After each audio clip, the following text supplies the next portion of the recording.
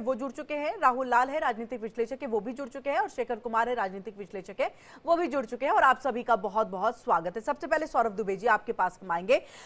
अब देखिए बड़ा सवाल है, एक प्रचंड जीत है, प्रधानमंत्री ने कार्यकर्ताओं को जो है वो संबोधित भी किया, एक जोश भरने की कोशिश की, जोश भरा भी, मोदी मोदी के नारे लगे। और देखिए हर कोई यही कह रहा है कि देखिए प्रधानमंत्री मोदी के नेतृत्व में ये चुनाव जो है वो जीता गया है, उन्होंने जो रास्ता दिखाया उसी के हिसाब से। लेकिन अब अगले मुख्यमंत्री यानी कि दिल्ली की कमान किसको सौंपी जाएगी, इसको लेकर के महामंथन जारी है। क्या सुगबुगाहट है? देखिए, दिल्ली की जनता ने बम्पर वोटों से जो भारतीय जनता पार्टी को आशीर्वाद दिया है, और निश्चित रूप से भारतीय जनता पार्टी जो लगातार कठिन परिश्रम करके इस चुनाव में जो है इस सुखद परिणाम को उसने हासिल किया है। अब वो एक ऐसा मुख्यमंत्री दिल्ली की जनता को देंगे जो दिल्ली की जनता से किए गए वायदों को वो पूरा करेगा, जो दिल्ली की जनता के वादों पर खरा उतरेगा, जो दिल्ली में यमुना साफ करने की दिशा में जो है वो तेजी से आगे काम करेगा, जो दिल्ली के अंदर शुद्ध पानी पीने की शुद्ध पानी की व्यवस्था करेगा, जो दिल्ली को बाढ़ से बचाएगा, तो जो यही दिल्ली तो को। सवाल है ना सौरभ जी कि वो चेहरा कौन है, नाम कौन है? देखिए, आपको क्या लग चेहरा रहा है? और देखिए कई नाम तो हम भी बता रहे हैं यहाँ पर, उन नामों में दावेदारी किसकी आपको जो है मजबूत सी नजर आ रही है? प्रवेश वर्मा, सतीश उपाध्याय, मनजिंदर सिंह सिरसा, या फिर कोई अन्य? देखिए, जितने नाम आप ले रही हैं, चाहे वो प्रवेश वर्मा जी हो, चाहे जो है सतीश उपाध्याय जी हो, चाहे वो जो है आपके जो है तमाम अन्य नाम हो, ये सब पार्टी इस पर विचार कर रही है। और पार्टी निश्चित रूप से एक ऐसा चेहरा देगी जो दिल्ली की जनता के विकास के कार्यों को आगे बढ़ाएगा। देखिए, नाम पर हम डिस्कशन कर सकते हैं, नाम के ऊपर जो है एक बार चर्चा हो सकती है, लेकिन कुल मिलाकर के मुझे ये लगता है कि नाम जो है वो भारतीय जनता पार्टी के विधानसभा जो उनके दल के नेता के रूप में चुना जाएगा, उसी समय नाम सामने आएगा। नाम के लिए अगर हम कहें तो फिर जो है तमाम कुछ पिछड़े नाम भी हैं, कुछ ब्राह्मण चेहरा भी है, लेकिन तय भारतीय जनता पार्टी के शीर्ष नेतृत्व को, संगठन को करना है कि वो वास्तव में किसको जो है वो दिल्ली का मुख्यमंत्री के रूप में दिल्ली की जनता को ठीक है, सौंपते हैं। ठीक है। जी। यहाँ पर राहुल जी हम आपके पास आएंगे। देखिए एक हमने हमेशा से बीजेपी का देखा है, एक फॉर्मूला वो तय करते हैं और उस फॉर्मूले के आधार पर जो है एक सीएम बना करके लेकर के आते हैं, उनका नाम जो है वो सामने आता है और वो आउट ऑफ द ब्लू होता है। हमने ये आपको राजस्थान से लेकर के, चाहे वसुंधरा राजे ने कितनी ही मेहनत, कितना ही प्रेशर पॉलिटिक्स करने की कोशिश की हो, लेकिन वो संभव नहीं हो पाया क्योंकि प्रेशर पॉलिटिक्स में तो बीजेपी आती ही नहीं है। अब ऐसे में सवाल दिल्ली को लेकर के, क्योंकि देखिए 27 साल का सूखा खत्म हुआ है, अब आगे आने वाले दिनों में आपकी पारी लंबी हो और साथ ही इसका असर जो है अन्य स्टेट यानी कि बिहार की भी मैं बात करूंगी, मैं पंजाब की भी बात करूंगी, इन सबको साधने की कोशिश के दौरान जो है आपको एक फॉर्मूले को लेकर के चलना होगा। तो ये फॉर्मूला क्या कुछ हो सकता है? आउट ऑफ द ब्लू वाला फॉर्मूला हो सकता है या फिर एक कास्ट फैक्टर को देखते हुए ये फॉर्मूला हो सकता है? क्या आपको तस्वीर नजर आ रही है? किरण जी, हमें देखिए दिल्ली में चूंकि आम आदमी पार्टी की बड़ी हार हुई है और भारतीय जनता पार्टी 27 सालों बाद सत्तासीन हुई है, तो ऐसे स्थिति में जो आप किसको मुख्यमंत्री बनाया जाएगा? देखिए, मुख्यमंत्री इनको एक ऐसे व्यक्ति को बनाना पड़ेगा जो तमाम आवश्यकताओं को पूरा करे। देखिए, वो जो जो एक अवधारणा हम लोग देखते हैं कि जिन नामों पे चर्चा होती है, भाजपा हाईकमान जो है कि वो जो जिन नामों हम लोग तमाम, चाहे राष्ट्रपति के मामले पे हो, अन्य जगह पे मुख्यमंत्री के मामले पे हो, अभी आपने राजस्थान की ही बात की, वसुंधरा राजे ने तमाम प्रयास किए, लेकिन भजन लाल शर्मा के बारे में चर्चा कोई नहीं कर रहा। लेकिन भारतीय जनता पार्टी ने एक समीकरण स्थापित किया कि उन्होंने उस समय जो है कि छत्तीसगढ़ में जो है कि एक आदिवासी को मुख्यमंत्री बनाया, मध्य प्रदेश में ओबीसी यादव को जो है कि यादव जी मुख्यमंत्री बनाया, और राजस्थान में जो है कि वो उन्होंने ब्राह्मण मुख्यमंत्री दिया, जाति समीकरणों को देखा गया वहां पे। तो दिल्ली में देखिए दावेदारी के हिसाब से अगर आप मुझसे पूछे कि दावेदारी किसकी सबसे ज्यादा बनती, तो किरण जी, तब तो अरविंद केजरीवाल को प्रवेश वर्मा जी ने हराया, तब तो वो आम आदमी पार्टी के सबसे बड़े नेता थे, तो उस दृष्टि से तो दावेदारी तब तो प्रवेश वर्मा जी की सबसे बड़ी होती है दावेदारी। लेकिन अब यहाँ पे कई सारे अन्य मामले भी हो सकता है कि सुषमा स्वराज दिल्ली की भारतीय जनता पार्टी की आखिरी मुख्यमंत्री थी। अगर महिला मुख्यमंत्रियों की बात, क्या दिल्ली में कोई महिला मुख्यमंत्री भारतीय जनता पार्टी देना चाहती है, महिला मतदाताओं को चाहती है? तो क्योंकि बिहार में अगर हम लोग देखें तो नीतीश कुमार के पास वहां पे जो इनके गठबंधन के सहयोगी हैं, जो मुख्यमंत्री हैं बिहार के, वो महिला मतदाताओं के ऊपर नहीं, जो कुछ बड़ी आप पकड़ रही महिला है उनकी- महिला मुख्यमंत्री की दावेदारी को कैसे रख रहे हैं सर राहुल जी? इस चीज को हम थोड़ा समझना चाहेंगे। क्या महिला जो गेम चेंजर के तौर पर है उनको लेकर के, क्योंकि देखिए महाराष्ट्र में भी लगभग महिलाएं जो है गेम चेंजर के तौर पर रही हैं और इसका जिक्र भी देवेंद्र फडणवीस ने अपने बयान, अपनी प्रतिक्रिया के दौरान किया है जब वो चुनाव जीत करके आए। तो ऐसे में ये मान रहे हैं क्या ये भी एक बड़ी वजह हो सकती है कि महिला भी एक दावेदार, वैसे नाम तो किसी भी महिला का यहाँ पर सामने नहीं आ रहा है कि कोई वो भी मुख्यमंत्री के तौर पर जो है रेस में है या उनकी दावेदारी जो है बहुत महत्वपूर्ण है, ऐसी तस्वीर नहीं आ रही, लेकिन आपने जिक्र किया है तो इस चीज को थोड़ा समझना चाहेंगे आपसे। किरण जी देखिए, संभावनाएं तमाम खुली हुई है। जिन नामों पे चर्चा कर रहा है मैं उन नामों को खारिज नहीं कर रहा, जो चाहे विजेंद्र गुप्ता जी हैं या तमाम लोग हैं, उन नामों पे आऊंगा। लेकिन महिलाओं को लेके क्योंकि भारतीय जनता पार्टी संदेश दे सकती है और एक चौंकाने वाला कोई नाम महिला समूह से भी आ सकता है। हो सकता है कि अभी हम लोग देखें स्मृति ईरानी जी का नाम कहीं ना आ जाए, शिखा राय जी का नाम कहीं ना आ जाए, तो इसलिए संभावनाएं महिला मुख्यमंत्री की भी है। लेकिन अगर बांसुरी स्वराज को भी आप देख रहे हैं क्या? दावेदारी वैसे तो अभी अभी वो सांसद बनी है, बांसुरी स्वराज को भी आप देख रहे हैं क्या? तो देखिए, बांसुरी स्वराज जी भी हो सकती है, लेकिन हमें लग रहा है कि थोड़ी अभी अनुभव की कमी है, इसलिए अभी मुख्यमंत्री पद देने से बच भी सकती है बीजेपी, लेकिन बीजेपी पे भी सकती है। भजनलाल शर्मा जी के पास कोई विशेष अनुभव नहीं था किरण जी, लेकिन फिर भी उनको भारतीय जनता पार्टी आला कमान ने बनाया। देखिए आपकी महिला उम्मीदवार, महिला कितनी आपकी दावेदारी में है उसको लेकर के सौरभ जी कुछ कहना चाह रहे हैं। सौरभ जी अपनी बात को रखिए, फिर मैं शेखर जी के पास चलूंगी।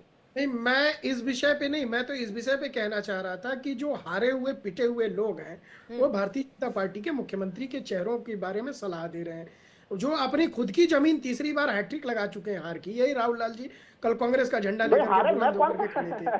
कल तक आम आदमी पार्टी के जो है बैनर के तले खड़े थे कि आम आदमी पार्टी जीतेगी, नहीं तो कांग्रेस तो आ ही रही है। सर वो तो राजनीतिक विश्लेषक के तौर पे हैं, किसी पार्टी के प्रवक्ता के तौर पे कहां बात कर रहे हैं? विश्लेषक के तौर पे तो एक चैनल पे जब बैठते हैं तो साफ साफ पता है कि कांग्रेस का समर्थन करते हैं। इनको ये बताना चाहिए कि कांग्रेस के पैर के नीचे से जमीन तीसरी बार कैसे खसक गई, कांग्रेस तीसरी बार हैट्रिक कैसे लगा दी जीरो की, ये बताने की वजह ये मुख्यमंत्री के चेहरा बता रहे हैं। अरे भैया अपनी पार्टी पे विचार करिए, विमर्श करिए। आपकी पार्टी जो है पाताल लोक से जो है वो पाताल लोक में पहुंच गई है, धरती से गायब हो गई है, उसको वापस धरती पे लाने का प्रयास कीजिए। आम आदमी पार्टी के चक्कर में कांग्रेस पार्टी तीसरी बार जो है वो शून्य की हैट्रिक बनाई है। क्या विचार विमर्श करेंगे आप? क्या राहुल गांधी जी, सोनिया गांधी जी को सलाह देंगे? उसमें वो कहाँ विचार विमर्श करेंगे सर? सौरभ जी वो कहाँ विचार विमर्श करेंगे? वो तो पार्टी के बड़े नेता विचार विमर्श करेंगे ना। चिंता क्या कांग्रेस पार्टी के? अरे लोकसभा से लेकर के और विधानसभा के चुनाव तक झंडा बुलंद करते हैं कांग्रेस पार्टी का। अब ऐसा थोड़ी ना कांग्रेस पार्टी हारेगी तो किनारा कर लेंगे, ऐसा नहीं चलेगा ना। अगर कांग्रेस पार्टी आज संकट में है तो राहुल लाल जी उससे किनारा कर लेंगे क्या? ऐसा नहीं होता भाई, मित्र की भूमिका निभाओ, भले ही आप कर्ण बनो, कर्ण बन करके भी महिला भी मुख्यमंत्री हो सकती है। आपको पता है कि आपका मित्र दुर्योधन है, लेकिन उस दुर्योधन का साथ देना भी कर्ण का जो है वो कर्ण ने अपना कर्तव्य बनाया था। तो अब ऐसा नहीं है राहुल लाल जी की कांग्रेस पार्टी गर्त में चली गई तो आप उसका साथ छोड़ दोगे, ऐसा मत करो भाई। आज कांग्रेस पार्टी कठिन स्थिति में है, उसके साथ खड़े रहिए, कांग्रेस पार्टी उसका साथ मत छोड़िए। ठीक है, मामला में आपको शायद गलतफहमी का शिकार हो गया। मुद्दा टॉपिक को देख लीजिए, शायद आपको डिबेट के पहले या डिबेट के दरमियान आपको टॉपिक का पता नहीं चलेगा। आपको सौरभ जी, टॉपिक ये है कि दिल्ली के अगले मुख्यमंत्री कौन होंगे, किसके नाम की ज्यादा संभावना है। तो मैं आपको बता रहा हूँ कि तमाम नाम जो सूची में चल रहा है, आपकी तो आवाज ही नहीं आ रही है, मैं क्या सुनूं आपकी आवाज? महिला मुख्यमंत्री की आपकी तो आवाज ही नहीं है राहुल जी, पता नहीं कि आवाज भी चली गई क्या? अरे ऐसा नहीं होता भाई साहब। उनके सौरभ जी आवाज पहुंच रही है अब तक राहुल जी की? नहीं, राहुल जी की आवाज नहीं आ रही है, आएगी भी नहीं, कैसे आएगी बताइए ना। कल जो इनके साथ हादसा हुआ है, इतना बड़ा हादसा होने के बाद जो है आवाज न आना स्वाभाविक है भाई। ठीक है, ठीक है, चलिए शेखर जी आपके पास हम आते हैं। इस चीज को देखिए, सब अपने अपने जो है बातें कहते हुए कि देखिए कौन हो सकता है अगला सीएम, उसको लेकर के मंथन का दौर तो एक पार्टी के अंदर में चल ही रहा है। मुख्यमंत्री यहाँ पर कौन बनेगा इसको लेकर के देखिए अमित शाह, जेपी नड्डा से उनकी दोनों की मुलाकात होती है। 5 बजे विधायकों की भी बैठक होनी है। वीरेंद्र सचदेवा वहां पर जीत का सबको जो है वो श्रेय देते हुए जो है सबको धन्यवाद भी करेंगे। तमाम बातें जो है वो चलेंगी, इसके साथ आगे की रणनीति पर भी बातचीत होगी। लेकिन अभी सबसे बड़ा सवाल यही है कि अगला मुख्यमंत्री दिल्ली का कौन होगा जो दिल्ली को विकास के रास्ते पर, देखिए डबल इंजन की सरकार पर तो भरोसा जताते हुए इस नैरेटिव के ऊपर में जनता ने मुहर लगा दिया है। अब सीएम के चेहरे के तौर पर किसको देख रहे हैं? क्या प्रवेश वर्मा, यानी कि जो हम कह रहे थे कि जातिगत आधार पर चीजें चलेंगी, यहां पर कास्ट फैक्टर मैटर करेगा, या फिर आउट ऑफ द ब्लू जाकर के कोई एक नाम जो है वो सामने आ जाएगा और फिर उसके बाद जो है दिल्ली में विकास का कार्य जो भी है, मैनिफेस्टो में जो बात कही गई है, वादे हैं, उसको पूरा करने का कार्य किया जाएगा। शेखर जी, भाजपा ने जो टिकटें दी, उन टिकटों में जो वंशवादी राजनीति के प्रतीक बांसुरी स्वराज, प्रवेश वर्मा और हरीश खुराना, तो ये आप देखेंगे सांसद से लेकर एमएलए तक वंशवादी राजनीति को इन्होंने आगे बढ़ाया है। लेकिन आपको मैं एक बात कहना चाहता हूं कि भाजपा एक ऐसी पार्टी है जहां पे कोई भी नेता नंबर 3 नहीं है। वहां पे एक नंबर 1 है, एक नंबर 2 है और बाकी के सारे छुटभैया नेता है। जब भी मुख्यमंत्री का चयन हो रहा है तो इन्होंने हर राज्य में, मध्य प्रदेश में इनके पास एक मजबूत चेहरा था शिवराज चौहान, खत्म इन्होंने किया। राजस्थान में इनके पास चेहरा था वसुंधरा राजे, खत्म इन्होंने किया। छत्तीसगढ़ में इनके पास चेहरा था रमन सिंह, खत्म इन्होंने किया। दिल्ली में हर्षवर्धन, विजेंद्र गुप्ता, विजय गोयल, जितने भी नेता थे, ये मंझे हुए नेता थे जिस टाइम केजरीवाल राजनीति में आए थे। इनको कभी भी प्रमोट नहीं किया गया। तो मेरा ये कहना है कि मुख्यमंत्री के चयन में सिर्फ और सिर्फ एक फैक्टर होगा कि वो कितने इनके कमान में, क्योंकि देखिए दिल्ली की जो परिस्थितियां हैं और जो जीएनसीटीडी एक्ट आया है, कोई भी आदमी, जो बात कही जा रही है कि कौन यमुना साफ करेगा, कौन ये करेगा, कौन वो करेगा, केंद्र की मदद के बिना नहीं कर पाएगा। और जो केंद्र के पूर्णतः कंट्रोल में होगा वो इंसान, क्योंकि भाजपा का शीर्ष नेतृत्व किसी भी राज्य में कोई भी ऐसा नेतृत्व नहीं पनपने देगा स्थानीय जो कि कभी आगे जाके चैलेंजर बने। ये भाजपा की हकीकत है। ये कहते रहे कि जी हमारी शेखर जी, वो तो ये बात कहते हैं ना कि हम नए को मौका देते हैं, हम नए को मौका देते हैं जो आम आदमी पार्टी में नहीं है, जो कांग्रेस में नहीं है, हम नए को मौका देते हैं। हम ऐसे नाम को लेकर के आते हैं जो कार्यकर्ता के तौर पर भी काम करता है, जो पार्टी को मजबूत करने का काम भी करता है, इसलिए हम उनको मौका देते हैं। नहीं, इनमें से किसी भी नेता की अपनी हैसियत नहीं है कि वो आगे कभी भी विद्रोह कर पाए। पार्टी में देखिए किसी भी राजनीतिक दल में हर आदमी की महत्वाकांक्षा होती है। ये ऐसे नाम को चुनते हैं जिसको पता होता है। जैसे पाकिस्तान में आपको पता होगा जब जनरल जिया को बनाया गया आर्मी चीफ, वो 8वें नंबर पे थे। वो हमेशा जो है उस आर्मी चीफ के लिए हमेशा प्रेसिडेंट के लिए हमेशा वफादार रहे। तो इनको अभी जरूरत है सिर्फ भाजपा, अब जो है उसको आप मोजपा कह सकते हैं, मोदी जनता पार्टी। यहाँ पे कोई नंबर 3 नेता नहीं, और जहां भी चयन होगा वो सिर्फ उस आदमी का होगा जो पूर्णतः इनके कंट्रोल में होगा। बाकी वंशवादी राजनीति को इन्होंने पूरा समर्थन दिया है। चाहे आप ठीक है, इसका जवाब सौरभ जी दे दे, लेकिन शेखर जी उससे पहले कांग्रेस के बारे में कुछ कह दीजिए ताकि राहुल जी तक आपकी आवाज पहुंच रही नहीं पहुंच रही है इसको मैं देख लूं, क्योंकि जैसे ही आप कांग्रेस के बारे में कुछ कहेंगे राहुल जी जरूर उस पर जवाब देना चाहेंगे। नहीं, कांग्रेस का तो मेरे ख्याल से कोई आदमी मुख्यमंत्री पद का दावेदार नहीं है इस डिबेट में। नहीं, राहुल जी आवाज पहुंची आप तक? उनकी आपकी आवाज आ रही है, शेखर जी की आवाज नहीं आ रही। अच्छा, शेखर जी की आवाज नहीं आ रही, वही मैं यहाँ पर चेक करने की कोशिश कर रही थी, लेकिन स्टिल आपने जब कांग्रेस के बारे में कहा नहीं आवाज आ रही है, हम चाहेंगे कि इसको ठीक किया जाए। सौरभ जी, आप अपनी बात को रखिए। देखिए, वो ये कह रहे हैं कि सीएम का चेहरा वो बनाने की कोशिश की जाएगी जो पूरी तरह से उनके कमांड में रहे। देखिए, बड़ा आश्चर्यजनक है कि एक पार्टी की पादुका लेकर परिक्रमा करने वाले लोग आज पूरी पार्टी को खत्म कर बैठे हैं। राहुल गांधी, सोनिया गांधी की परिक्रमा करते करते पूरी की पूरी कांग्रेस सिमटती जा रही है, और वो एक ही परिवार के पीछे आज भी जो है चलने वाले लोग उस पार्टी पर ध्यान नहीं दे रहे हैं। दूसरी तरफ अरविंद केजरीवाल जी को देखिए, जैसे ही अरविंद केजरीवाल जी जेल जाते हैं, सुनीता केजरीवाल जी जो है वो बड़े बड़े मंचों पर आने लगती हैं अरविंद केजरीवाल जी की कमान संभालने के लिए। जब पार्टी के अंदर विरोध होता है तब जाकर के, अगर सीएम बन सकती थी वो, लेकिन मैं वही कह रहा हूँ, जब पार्टी के अंदर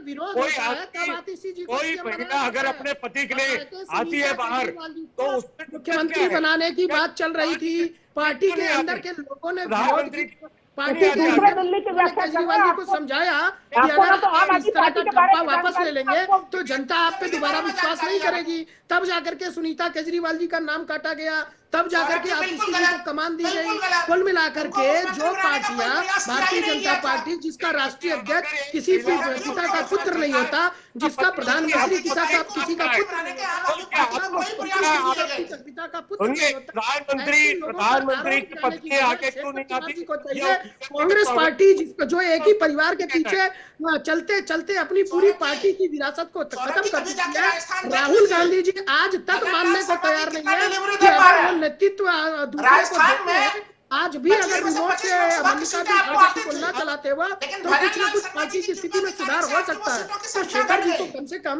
कांग्रेस पार्टी के ऊपर और केजरीवाल जी की ध्यान देना चाहिए, क्योंकि एक ही पार्टी से जन्मे हुए लोग एक ही पार्टी की सत्ता में जब शीर्ष पदों पर काबिज रहते हैं, प्रधानमंत्री के रूप में, राष्ट्रीय अध्यक्ष के रूप में, देश की जनता अगले मुख्यमंत्री कौन हो सकते हैं?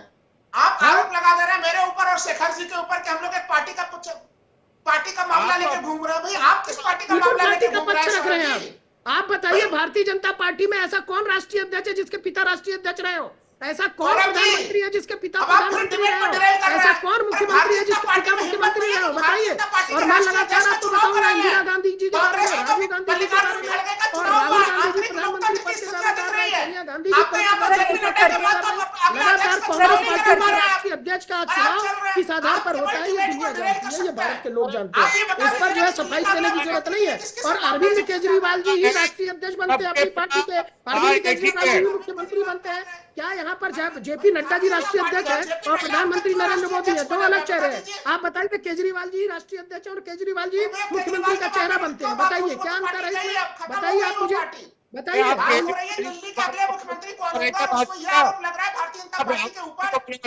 आप अपनी पार्टी चेक करिए,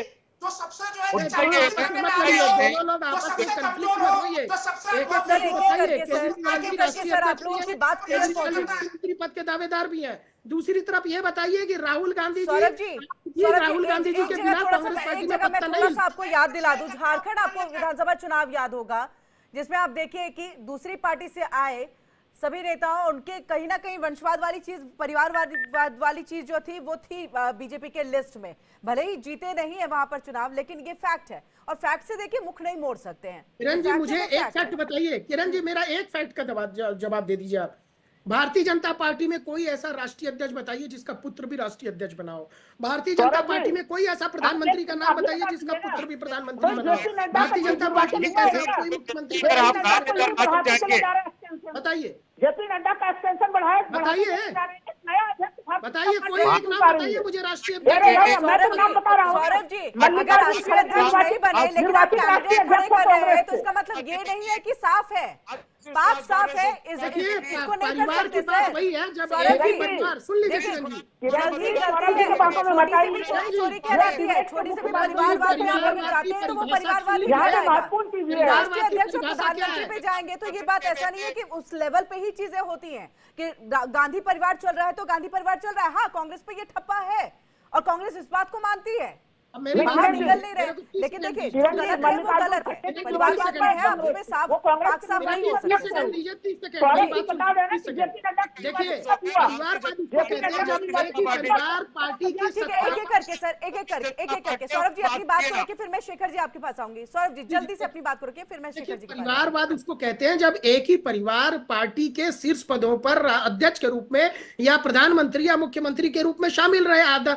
उदाहरण के तौर पर मुलायम सिंह यादव, उनके पुत्र अखिलेश यादव भी मुख्यमंत्री बने और वही राष्ट्रीय अध्यक्ष है।